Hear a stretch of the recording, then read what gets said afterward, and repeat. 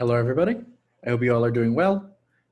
Just as a few logistical reminders before we get into it, I know a lot of you will probably be seeing this video after you've already taken the lab midterm, but just in case you aren't, in case you were getting a little bit ahead this week, don't forget that the lab midterm is going to be taking place at the start of your regularly scheduled lab times for this week. So either October 13th or October 14th at what would be the normal lab start time. Again, you all have probably already taken the midterm and hopefully you all did great. But just in case anybody hasn't yet, this is your reminder. All right, so let's hop right into the lab. There is going to be a PowerPoint this week. And don't forget, this lab is the same week as the midterm. So you need to have it done by this coming Sunday at 11:59 p.m. Hopefully it's not too much work for you all. The midterm doesn't take the full lab block, so I don't anticipate there being any issues. But if there are, please reach out to me. All right, let's hop on over to the PowerPoint. So this week, we are doing Lab 7, Surface Hydrology and Watershed Processes. So before we get into it, we'll sort of have a guest lecturer this week for lab in Pete. Pete is a former Geography 201 TA and the geomorphology guru of the department. And he recorded some excellent videos using the stream table and some of the things we're going to be covering in this lab last spring when everything first went online for COVID. And so we'll be using some of those videos again during this lab.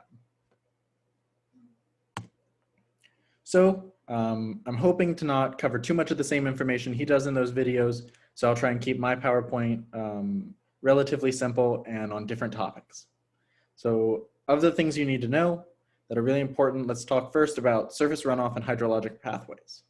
So this equation is going to be very important. P equals ET plus I plus RO plus or minus ds. So that means precipitation, or the amount of precipitation, is equal to the evapotranspiration plus the infiltration plus the runoff plus or minus the change in storage. And some of these variables will be explained in more depth during the lab, so I'm not going to get too much into that. But make sure you know this equation and make sure you can use it to do simple calculations. In terms of more content information on surface hydrology and drainage basins, a drainage basin is the surface area in which runoff at all points flows downslope and is delivered to an outlet. You can see that in this image over here on the right. So what that means is basically you're describing anywhere that water is going to flow down into. And it's important to know that you can use a topographic map to identify these drainage basins based on the outer perimeters, which are the topographic high points, also called drainage divides. So a little bit of what the lab's going to be covering and what Pete's going to be getting into is this stream table, which is going to be a way to look at channel formation. So important definitions: fluvial geomorphology is the study of landforms associated with stream channels and running water. And a stream table, which you can see here on the right, is a physical model used to study the flow and channel processes. And again, Pete's going to be actually using a stream table, which if we had a normal lab, we would be using a stream table together, but what can you do? It's COVID time. Now, sort of the final main concept we're going to go over are the zones of fluvial systems. So there are three main zones: zone A, B, and C, or maybe 1, 2, and 3, depending on who you're talking to. Zone A is the sort of headwaters you see here on the far left in this image. It's dominated by erosion, sediment production, and channel tributaries. These flow downhill into zone B, which is dominated by sediment transport in main channels. And you see that here. And then that flows downhill to zone C, which is dominated by deposition. And again, you see that here. Now, for zone A, it's important to note that there are mafic and felsic minerals. So mafic minerals are darker sand grains, and these minerals generally remain upstream. And felsic minerals are quartz and light-colored grains, and these are generally transported downstream. And the difference between these and the reason they're either transported or not in general is based on the greater density of mafic minerals. And that's sort of why they remain upstream instead of being taken downstream. For zone B, in general, multiple smaller channels tend to form one single larger channel. This is part of a process called lateral migration, which is the movement of smaller channels into that one larger and more stable channel. And in some cases, these smaller channels may not form one single channel.